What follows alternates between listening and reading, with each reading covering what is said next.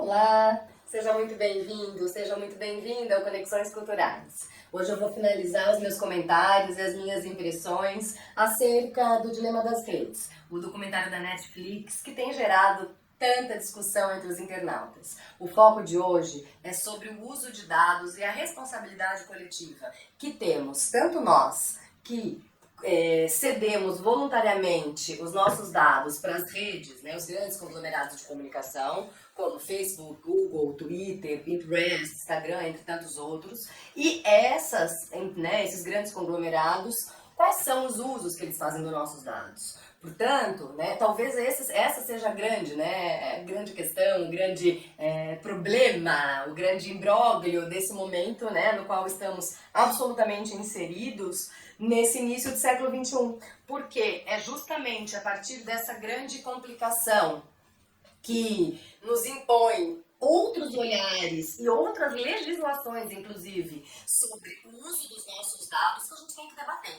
Para começar a pensar sobre essa temática, eu escolho um historiador que vem me encantando, e não só a mim, mas ao mundo todo, já se tornou uma grande personalidade do mundo da tecnologia, inclusive, que é o Yuval Harari. Pois é, o grande historiador Harari nos coloca diante de questões urgentes do nosso tempo. Em entrevista à TV Cultura, que eu deixo inclusive no link aí da descrição do vídeo para vocês acompanharem, imperdível, ele vai trazer para nós algumas reflexões bem inusitadas e que, ao mesmo tempo, nos ajuda a nos repensarmos enquanto seres humanos, de fato. É tão grande, né, a sua percepção do processo, da tecnologia, que revoluciona a maneira como a gente está se olhando. O que o Harari está dizendo? Olha, a inteligência artificial está aí, né, e vai estar cada vez mais na nossa vida. E, portanto, é preciso que a gente saiba o que seja a inteligência artificial, que a gente conheça os processos desenvolvidos por essas grandes, né, empresas de tecnologia e, ao mesmo tempo, que a gente tenha o domínio de nós próprios nesse processo todo. Porque se a gente não tiver, nós seremos engolidos por esses gigantes que têm bilhões de dólares nas mãos e, ao mesmo tempo, conhecem a arquitetura, né, de todo o processo. Nós, pobres mortais, sabemos o quê? Né? Então, assim, aonde está o poder que temos nas mãos? E o Harari responde, eu acho que isso que é a grande sacada e que, de fato, inova no olhar dele, né? Ele diz, olha, nós precisamos olhar para nós próprios, nós precisamos olhar para dentro e descobrir o que de fato queremos. Quem somos nós? Né? Qual é a nossa responsabilidade nisso tudo? O que é que queremos para o futuro? O que queremos construir? E aí o que ele propõe? E ele diz da própria experiência dele, ele fala, olha, um dos caminhos mais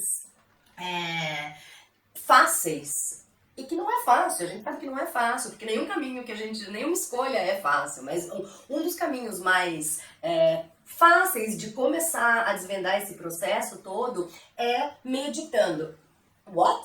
O quê? Meditar? Coisa estranha. Pois é, o Harari diz que ele fica 2h30 por dia, todos os dias. Imagina, a gente não consegue 15 minutos, fica 2h30 fazendo meditação. E o que significa meditar num contexto de tantas informações que estão aí na nossa, chegando para nós 24 horas, né? Porque até dormindo a gente sonha com as redes sociais muitas vezes. Significa dizer que a gente está começando a silenciar a mente. Significa que a gente vai por um bom tempo conseguir, né, nos desligarmos desse universo que bombardeia o nosso cérebro e, ao contrário do que a gente pensa, nos dificulta o nosso raciocínio, né? Portanto, o que o Harari está dizendo é que quanto mais a gente se conhece, mais a gente tem domínio dos processos que nós queremos e para nós e para o outro, né, dos nossos projetos e como vamos lidar, portanto, com o domínio dessa alta tecnologia que vai assolando a nossa nova experiência, né, de vida. E, portanto, o que ele está mostrando para nós em Sapiens, né, numa obra incrível dele, e nas suas reflexões atuais, é que assim, não dá mais pra gente viver sem esse mundo, mas como é que a gente tenta, pelo menos, controlar as consequências desse processo na nossa vida. E é tendo consciência dele. Mas para que a gente tenha consciência de todo esse processo, num primeiro momento a gente tem que ter consciência da gente, né? Ou do que a gente deseja. Porque não é o exterior que vai ditar para nós aquilo que nós desejamos de fato. Mas nós é que vamos ditar o que queremos. E, portanto, isso é central na análise dele, não é? É a primeira, o que o Harari está nos mostrando é que o próprio conceito de ser humano no Harari do século XXI tá mudando por completo, não é? Por quê? Porque se a partir do momento que a inteligência artificial consegue ter, né, a assertividade de prever o que a gente vai querer, como a gente vai pensar e como a gente vai escolher no futuro, é a morte do livre-arbítrio. Como? Pois é isso mesmo, é a morte do livre-arbítrio. E isso significa também colocar em xeque a concepção de humanidade, que desde do século XVI, né, no mundo ocidental, da Europa, vem exaltando aí, né, com todas as suas forças, o poder do homem, do humano, do raciocínio, do uso, né? Kant vai dizer no final do século XVIII, não é?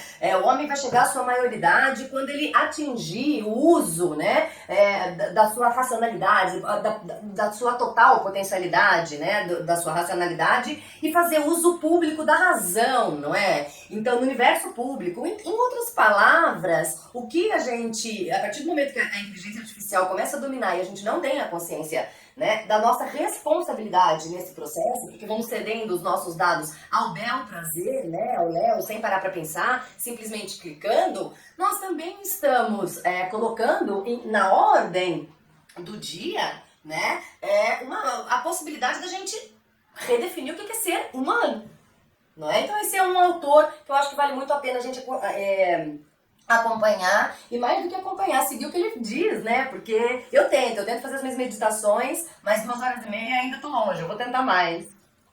Ponto 2, e que tem tudo a ver com o que ele já estava dizendo, é a responsabilidade coletiva que a gente tem nesse processo, tá? Se a gente não tem consciência nem daquilo que a gente deseja, nem de quem somos e do que é que está influenciando a nossa volta o tempo todo, como é que a gente vai se responsabilizar coletivamente por aquilo que a gente, aliás, nos responsabilizarmos individualmente por aquilo que a gente está compartilhando? Né? Hoje em dia, não é mais como há 20 ou 30 anos atrás, que a nossa rede era muito pequenininha e no máximo, né, na época em que eu era adolescente, a gente brincava do telefone sem fio. Né? Não, o telefone sem fio hoje é coisa absolutamente do passado, do século XX, e que tem aí como grande mote mostrar que uma notícia que nós compartilhamos atinge milhões de pessoas, muitas vezes, dependendo do tamanho das nossas redes. Tá certo? E, portanto, os nossos rastros ficam ali. Então, em que medida também pensarmos o que a gente está compartilhando e como a gente vai compartilhar é fundamental para a gente também redefinir o que é privacidade e respeito, não é? Por quê? Porque hoje em dia também a discussão, né, sobre a lei, né, a lei de privacidade, a lei geral, né, de proteção dos dados, que acabou de entrar em vigor no Brasil, que é de 2018 e acaba de entrar em vigor agora em 18 de setembro, vai colocar em prática novas regras para nós usuários. Bom, em dois aspectos. O primeiro aspecto é aquele que vai ter que deixar que as empresas que têm acesso aos nossos dados, vai ter que deixar muito claro para nós consumidores e usuários como ela vai usar os nossos dados. E nós vamos ter autonomia para autorizar como a gente quer também que esses dados sejam expostos. Portanto, isso é um grande avanço. E aquelas empresas que não cumprirem à risca as regras vão poder ser multadas em até 50 milhões. Tá certo? Portanto, mudou um pouco, né, esse mundo em que sem grandes regulamentações, tá certo? Que é a internet.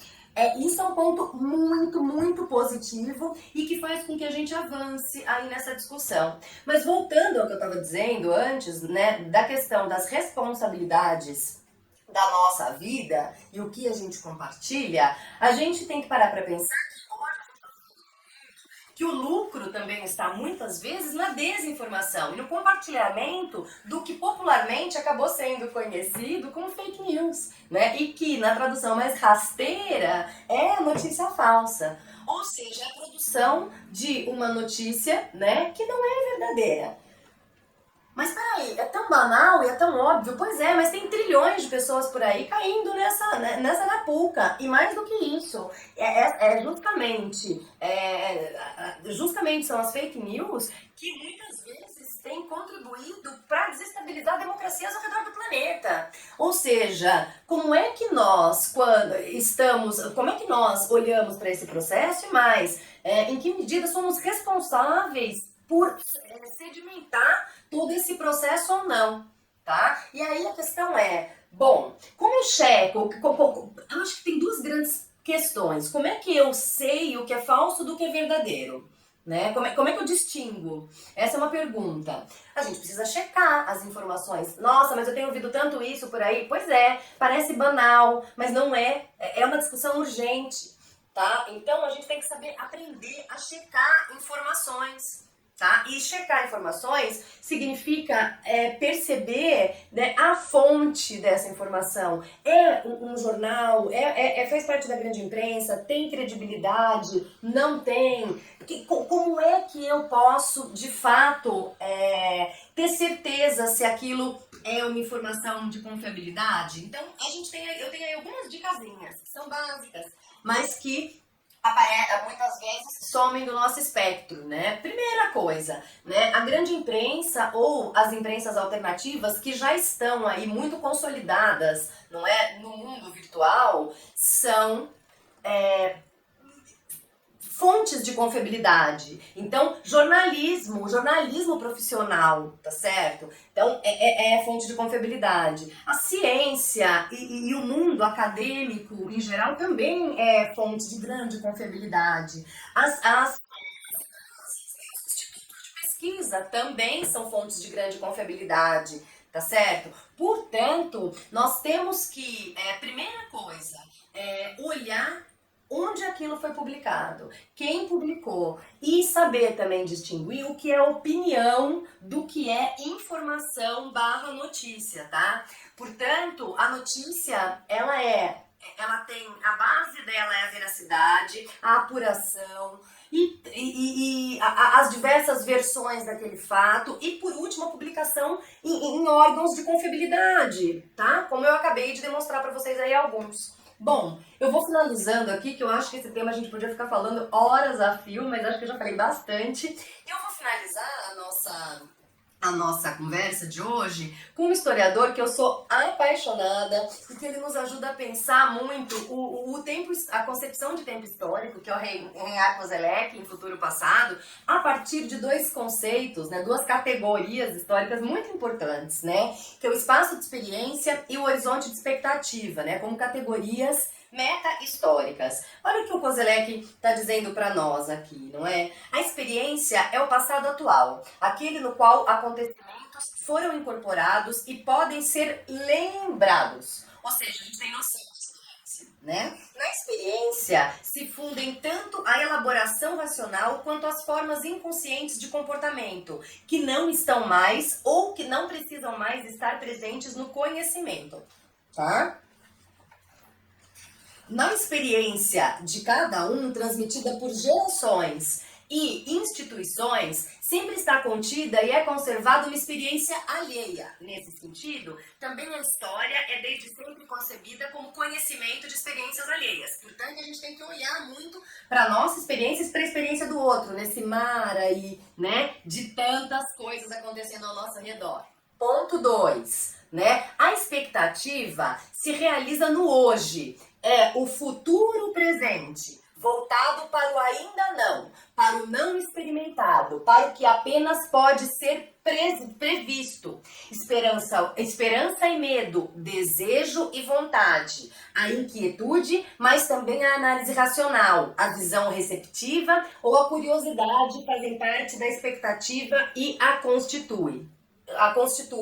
Portanto, pessoal, vamos ter muita atenção para a experiência e para as nossas experiências e para as nossas expectativas, para que a gente tenha consciência da responsabilidade que temos acerca de todo esse processo do mundo virtual. Um beijo e até a próxima semana!